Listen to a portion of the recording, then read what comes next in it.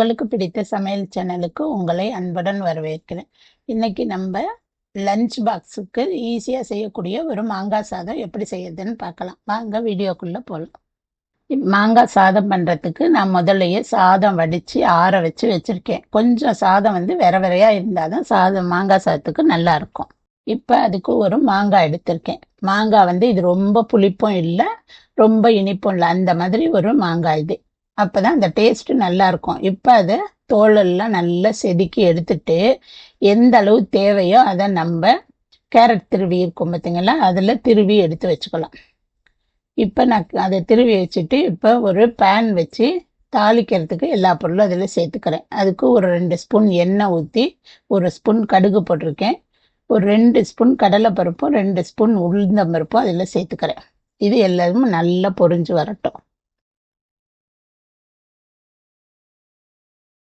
இப்போ இந்த கலர் மாறும்போது இப்போ அதில் ஒரு 10 வேர்க்கடலையும் ஒரு 4-5 முந்திரி பருப்பு சேர்த்துக்கோங்க. இந்த கிளறுன சாதத்தில் எப்பயுமே இந்த மாதிரி முந்திரி வேர்க்கடலை சேர்த்து சாப்பிடும்போது ரொம்ப அதோட நல்லா இருக்கும். அதுக்காக சேர்த்துக்கோங்க. இதுவும் நல்லா கொஞ்சம் கலர் மாறுற வரையிலும் வதக்கிக்கோங்க. இப்போ அதில் ஒரு கொத்து கருவேப்பிலை சேர்த்துக்கிறேன். இப்போ அதுக்கு தேவையான காஞ்ச மிளகாய் தான் நான் கிள்ளி போட்டிருக்கேன். எவ்வளோ உங்களுக்கு அந்த காரத்துக்கு தேவையோ அந்த அளவு போட்டுக்கோங்க. நான் 3 மிளகாய் போட்டிருக்கேன் 2 பேர் சாப்பிட்ற அளவு சாதத்துக்கு. இது சரியா இருக்கும். மாங்காய் ரொம்ப புளிப்பு இல்லை, அதனால இந்த காரம் சரியா இருக்கும். இப்போ நான் துருவி வச்சிருக்கேன் பாருங்க மாங்காய், இந்த மாதிரி இதை இதில் இப்போ சேர்த்துக்கலாம். இது எல்லாத்தையும் சேர்த்து கொஞ்சம் நல்லா வதக்கிக்குவோம். இப்போ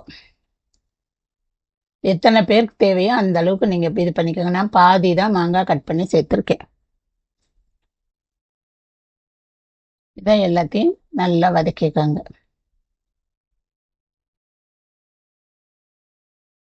இப்போ இதில் 1 ஸ்பூன் பெருங்காயத்தூள் சேர்த்துருக்கேன். இது நல்லா இருக்கும் அந்த டேஸ்ட்டுக்கு. இப்போ அதுக்கு தேவையான உப்பும் ஒரு 1/2 ஸ்பூன் மஞ்சத்தூளும் சேர்த்துக்கிறேன். இப்போ இது எல்லாத்தையும் நல்லா கிளறிக்கங்க. கொஞ்சம் அந்த வாசம், பச்சை வாசம், அந்த மஞ்சத்தூள் வாசம்லாம் போகிற அளவுக்கு கொஞ்சம் நேரம் கிண்டுனா போதும். இப்போ இந்த மாங்காவும் நல்லா வெந்து வந்துடும் இந்த மாதிரி கிளறும் போது.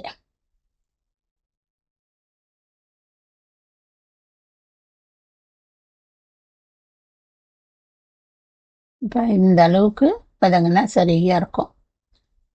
இப்போ நம்ம ஆற வச்சிருக்க சாதத்தை இதில் சேர்த்து கிண்டிக்குவோம். இந்த மாதிரி போட்டுட்டு கிண்டி பார்த்துக்கோங்க. இப்போ எப்படி உப்பு சரியா இருக்கா அப்படின்னு பார்த்துட்டு அதுக்கு தகுந்தப்புல சேர்த்துக்கலாம். நம்ம இந்த மாதிரி எல்லாத்தையும் நல்லா ஒன்றா கிண்டி விடுங்க. இந்த நேரத்துக்கு ஸ்டவ்வை ஆஃப் பண்ணிட்டாலே போதும். அந்த சூட்லேயே இது எல்லாம் நல்லா கிளறிடும்.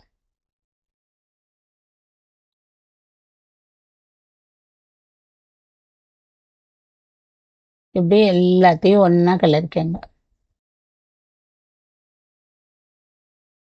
காலையில் எந்திரிச்சு என்ன லஞ்ச் கட்டன்னு தெரியாதப்ப இந்த மாதிரி ஈஸியாக குழந்தைங்களுக்கு செஞ்சு கொடுக்கறதுக்கு சௌரியமாக இருக்கும் இந்த மாங்காய் சாதம்.